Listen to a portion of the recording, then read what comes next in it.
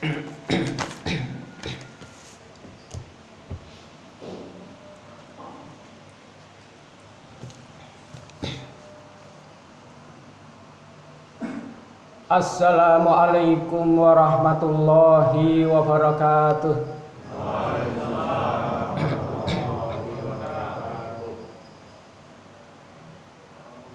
Allahu akbar, Allahu akbar, Allahu akbar. Allahu akbar kabira.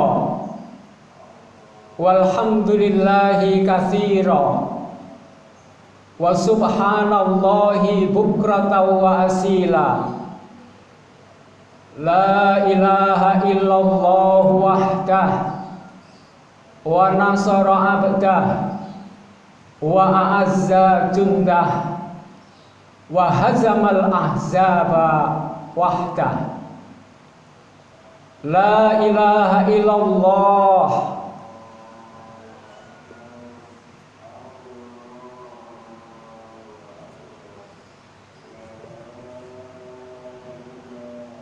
La ilaha illallah la syarikalah wa la na'budu illa iyyah. Asyhadu an la ilaha illallah wahdahu la syarikalah wa asyhadu anna Muhammadan abduhu wa rasuluhu la nabiyya ba'dah. Allahumma sholli ala nabiyyina Muhammadin wa ala alihi wa sahbihi ajma'in wa man tabi'ahum bi ihsanin ila yaumiddin wa ba'du. Wa yaqulu tabaraka wa ta'ala fi kitabihil karim, a'udzu billahi minasy syaithanir rajim. Ya ayyuhalladzina amanu kutiba alaikumus syiyam kama kutiba alal ladzina min qablikum la'allakum tattaqun. Ma'asyiral muslimin jamaah rahimakumullah. Alhamdulillah, pada pagi hari yang suci ini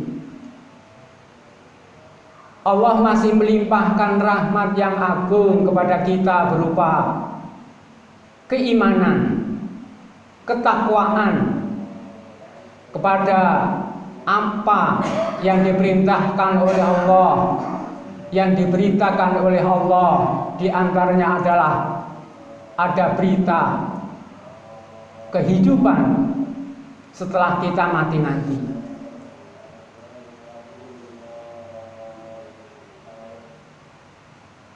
Sebuah pujian syukur pagi hari ini kita panjatkan kepada Allah, karena Allah masih memberi kepada kita selain keimanan adalah kesempatan untuk berbuat, dan terutama adalah di bulan Ramadan, bulan penuh berkah, bulan penuh maghfirah, bahkan bulan pembebasan dari api neraka.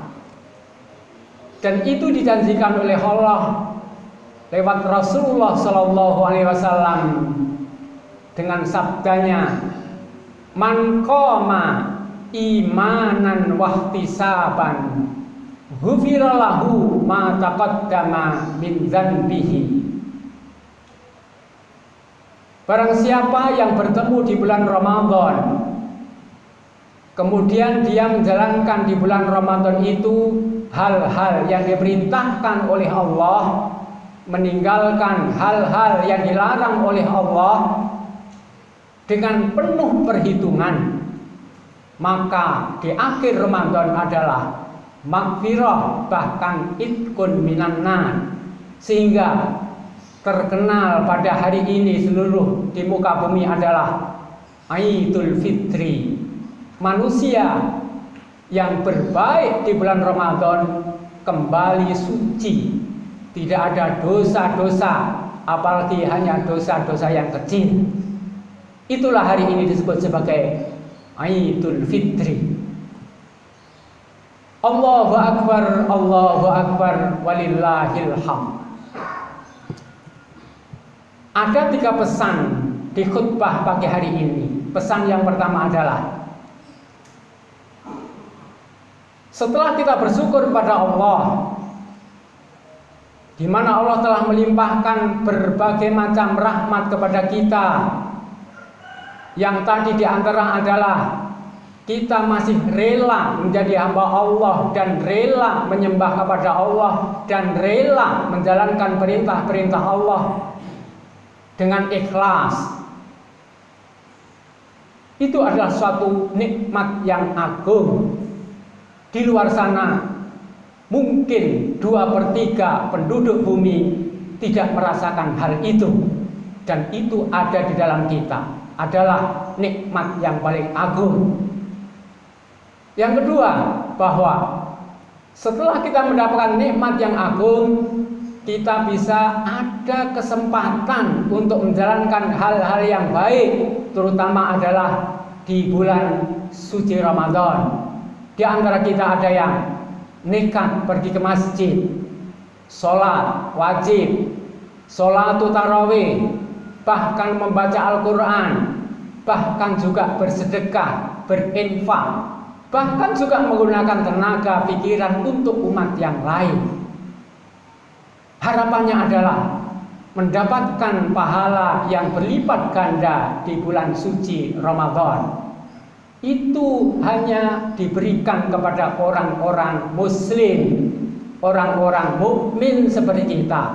Di luar sana 2/3 penduduk dunia tidak mendapatkan itu. Sebagai seorang muslim saja tidak, bahkan mereka sengit memusuhi orang-orang Islam. Mereka belum mendapatkan hidayah dari Allah, dan mereka kalau mati tentu neraka adalah tempatnya. Kesempatan bagi kita. Jamaah rahimakumullah. Hal yang ketiga untuk mensyukuri yang pertama ini adalah ketika kita hidup di dunia dalam keadaan sehat walafiat, walaupun deraan fitnah urusan dunia maupun akhirat, baik itu berupa virus yang mendunia, yang mencerai beraikan acara-acara ibadah, orang mudik pun terhalang, orang mau sholat id di lapangan pun terhalang, orang mau takbir berkeliling terhalang. Alasannya gara-garanya adalah virus yang membahayakan. Sementara itu di sisi yang lain, banyak orang yang tidak peduli. Kalau kita melihat pasar-pasar pusat, orang sudah tidak berwudu, tidak bermasker, bergerombol, tapi bisa melakukan itu.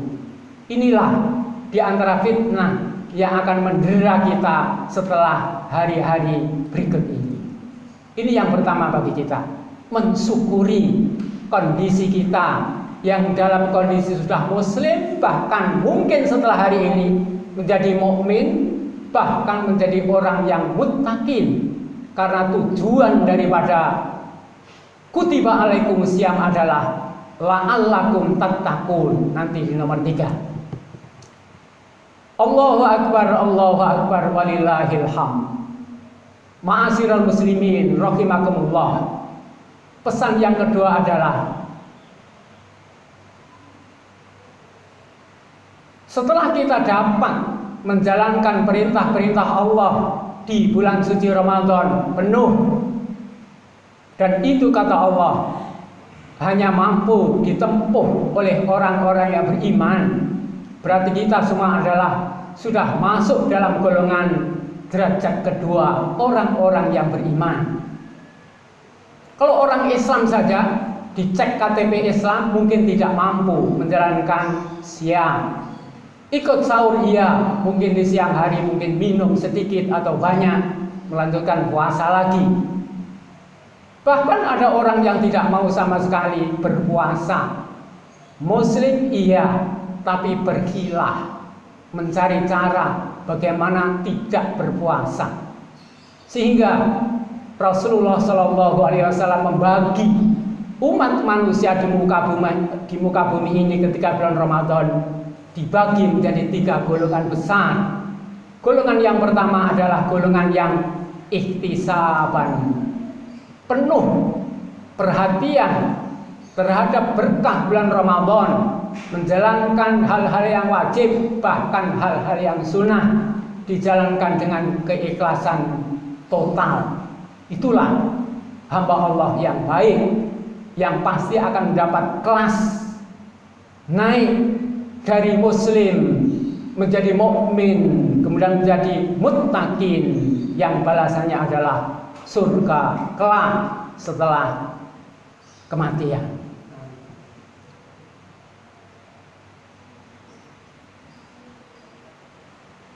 Sehingga bagi kita yang sudah lulus dan hari ini kita nobatkan, kita wisuda kelulusan itu dengan istilah Idul Fitri, yang kita awali dengan sebuah ibadah dengan zakatul fitri. Fungsi daripada zakat adalah untuk menyampaikan pahala-pahala yang kita jalankan di bulan Ramadan agar sampai kepada Allah. Bagi yang belum, tentu pahala bulan Ramadan yang menggunung itu mengambang, belum sampai kepada Allah. Sehingga dengan zakatul fitri, pahala kita yang menggunung tadi menuju kepada Allah dengan cepat. Dan efek daripada zakatul fitri adalah, kalau dahulu sangat bermanfaat untuk menjadikan orang-orang yang miskin, dia biasanya baru bisa makan setelah bekerja.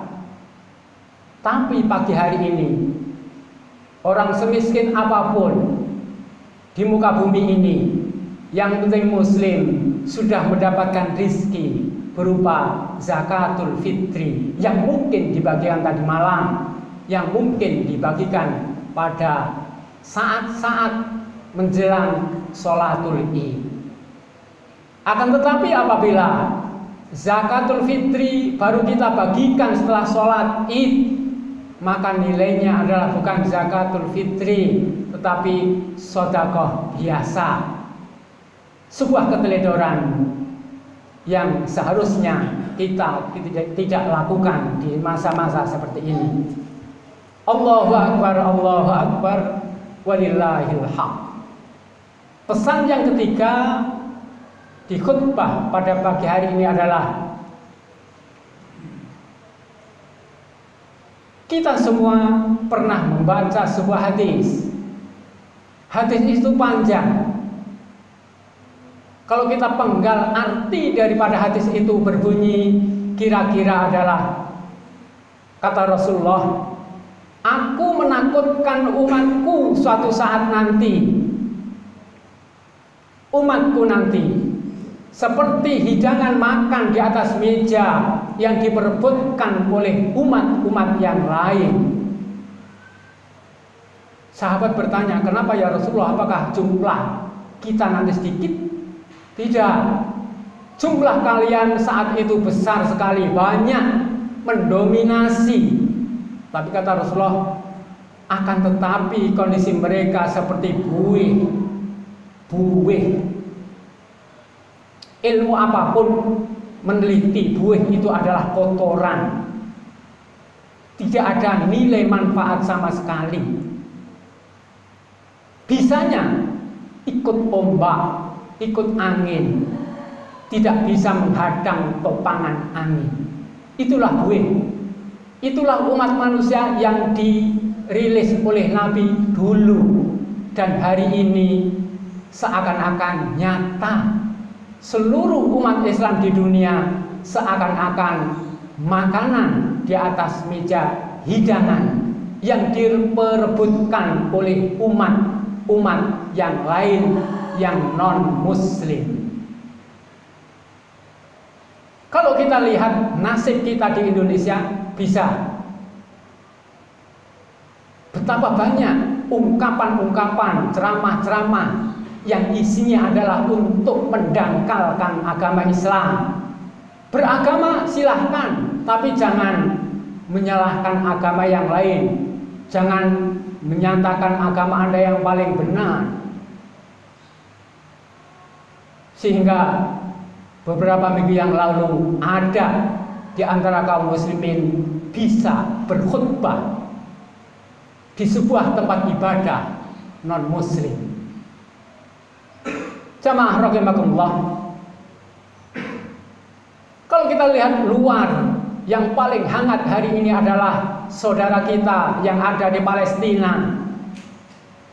Kalau kita di Indonesia beriktikaf, mungkin ada yang sangu makanan, minuman. Sahabat kita di sana sangunya bukan makanan tetapi adalah bebatuan. Karena mereka sadar ketika di dalam masjid sekonyong-konyong akan diserbu oleh orang-orang non-muslim, orang-orang Yahudi yang terlaknat dari dahulu, yang diabadikan di dalam surat Al-Fatihah, ghairil maghdubi alaihim.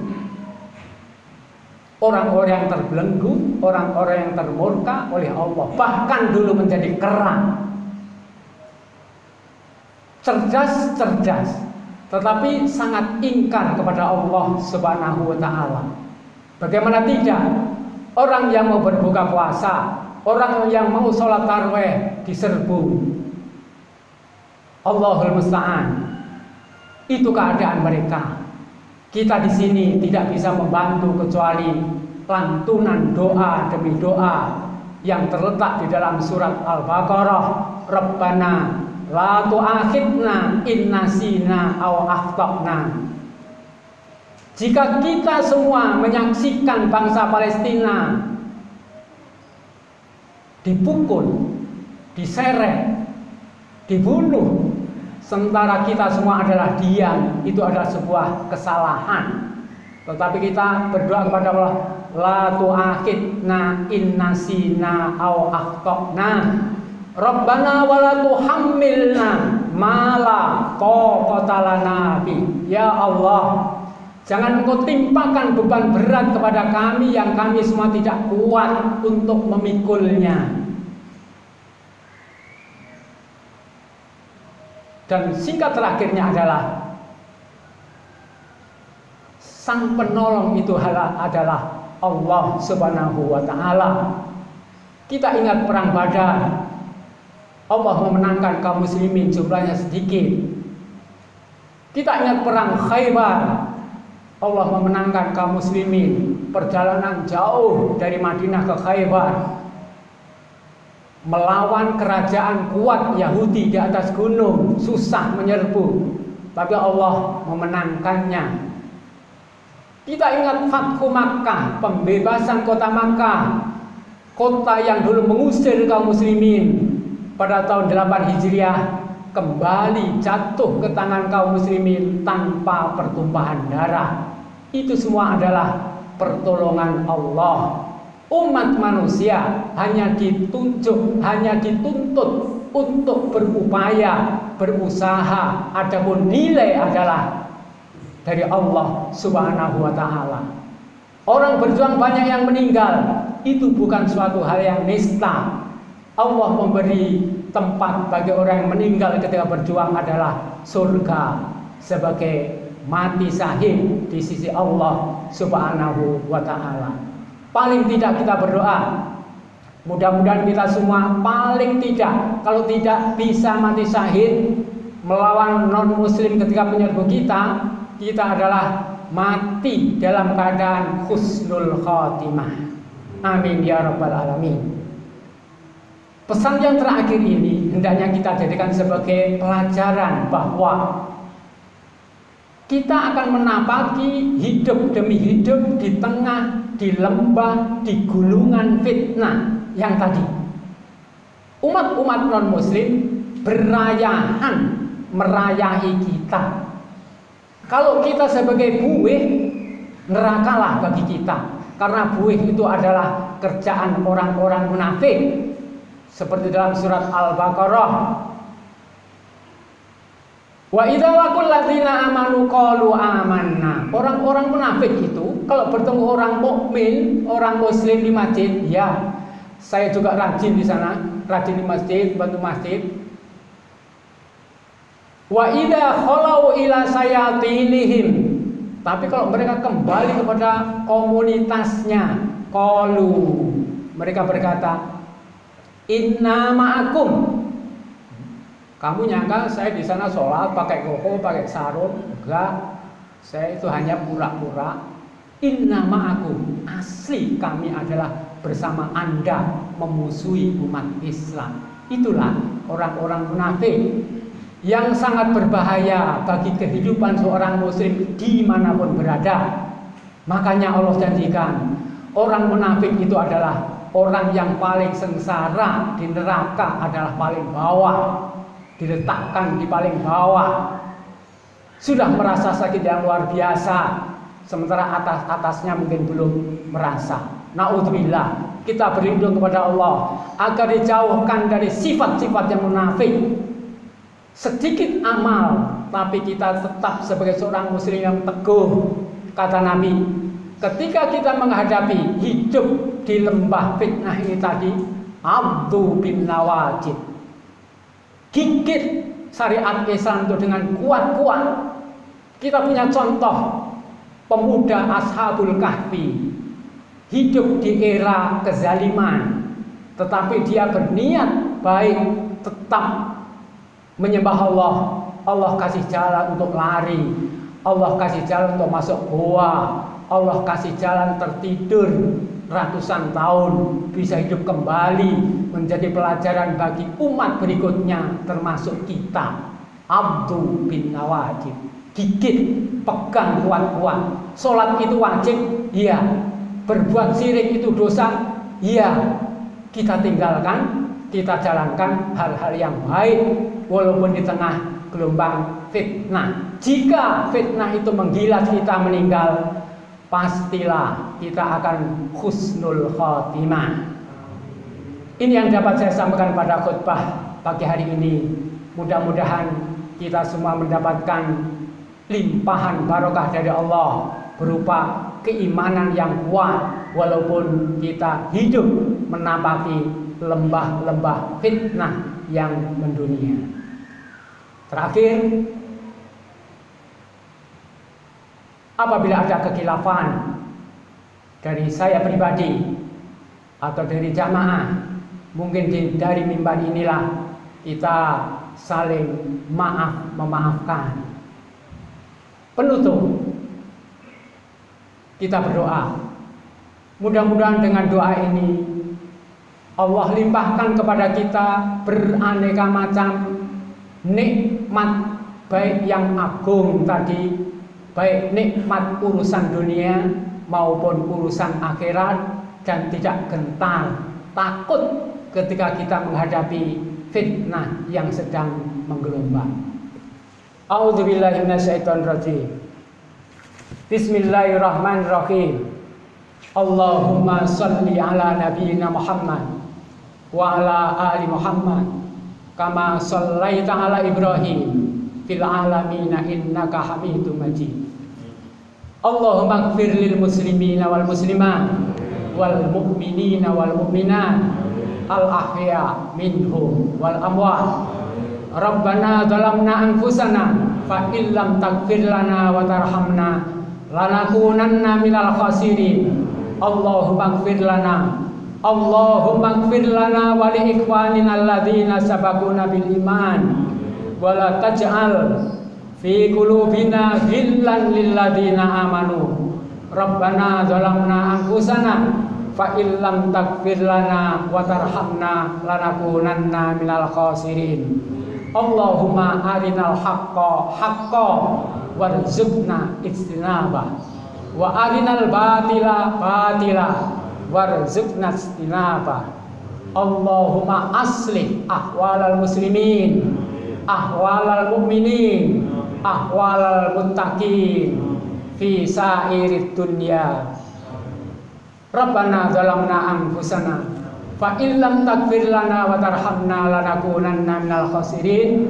Rabbana atina fid dunya hasanah wa fil akhirati hasanah wa qina adzabannar. Wa sallallahu ala nabiyyina Muhammadin wa ala alihi wa sahbihi ajmain. Walhamdulillahi rabbil alamin.